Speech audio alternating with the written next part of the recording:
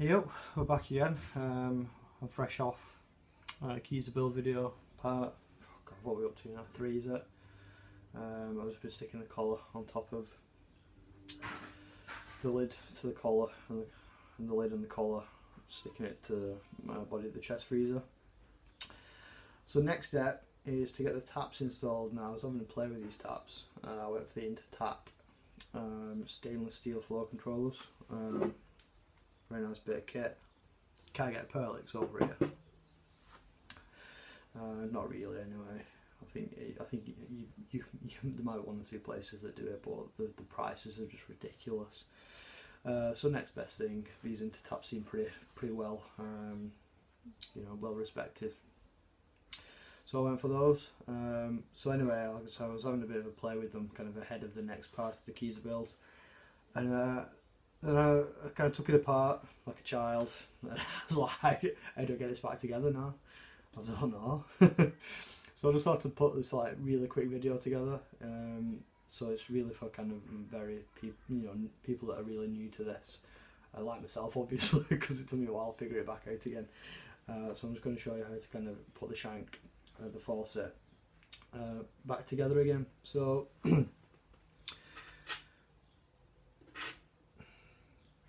that's the side that the beer is going to go in, and that's the side that the beer is going to come out of, right? Okay, so you've got a little lip there on this side, and that goes on thusly, and it stops at the end there. And it seems like the purpose of that is to stop this from coming off. So this can only really go on one way.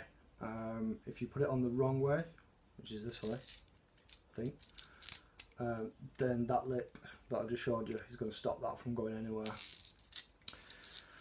Ultimately, the faucet on the outside of the keys is going to screw into that screw thread. I don't know if you can see that there. So you want to kind of put that on screw thread this way, and that's going to, this lip is now going to stop it from just coming off the shank. Yeah.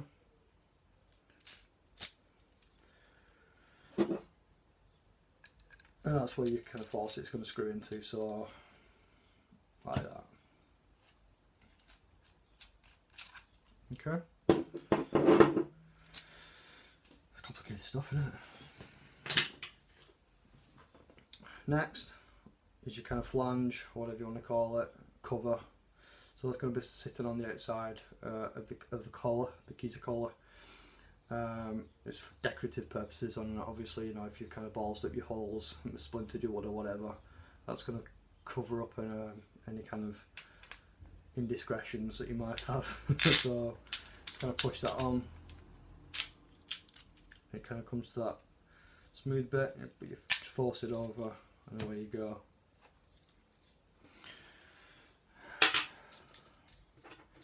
So you're going to have your collar. Oops. You're going to have your collar in between this and this. So this is going to be on the front, on the outside of your collar, and this is going to be on the inside, and it's obviously going to tighten it and lock it in place. So you're going to screw that on to wherever you come up to your collar, and then wrench tighten it. Yeah. Now what I've gone for is a John Guest fitting. Now you can get like a barb or a nipple to kind of go on the end of this, but I just went for these push fittings because they're just so easy.